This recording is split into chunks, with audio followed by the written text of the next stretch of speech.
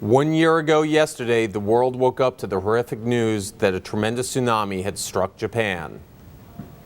We're on the 19th floor of a 23-story building. And first of all, we had this up and down movement, like somebody was poking us from below the ground. And then there was this huge swing, left to right, that felt like it lasted well over a minute.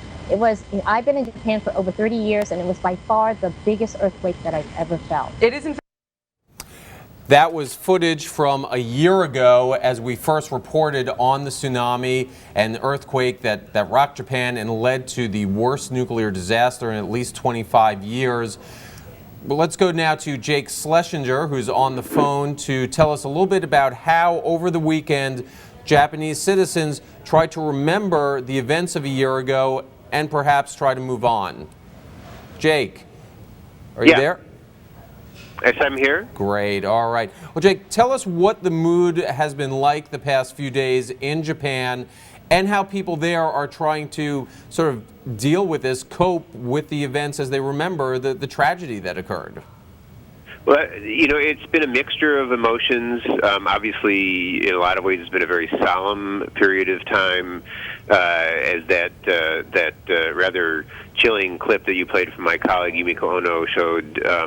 A lot of us, when the anniversary came up, were remembering the rather scary day that we experienced on March 11th, 2011.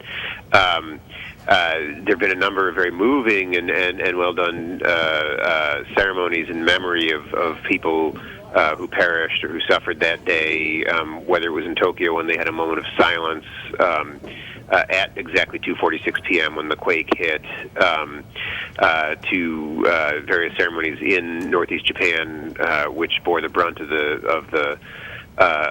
the disaster. There's also actually been a number of protests. As you know, one of the disasters that befell Japan was the nuclear accident. That's a legacy Japan is still wrestling with, and a number of people are protesting to try and rid Japan of nuclear energy. And Jake, in that sense, just to follow up on that last point that you made, given the nuclear accident, that whole region still devastated, has something fundamentally changed in the body politic of Japan since then? Yeah, that's a really good question, and I mean, I guess I would say yes and no. Certainly people are in some ways more and more angry and more active than they were before, and yet, I think if similar things had happened in Europe, you would have had significantly bigger protests. You had estimates of maybe 30 to 40,000 people protesting. Time when you had somewhat larger protests over the last year, but it's largely shrunk. I think that in its typical Japanese way, people are coping.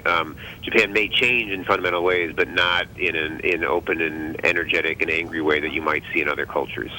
And Jake, I guess it's still one of the things here too is that it's going to take a considerable amount of time for the economy to still come back from this. I think in our piece today we're saying that just the areas that were affected, the Japanese government is spending about $250 billion to try and revive them, but a lot has been lost and isn't going to necessarily come back in the same way.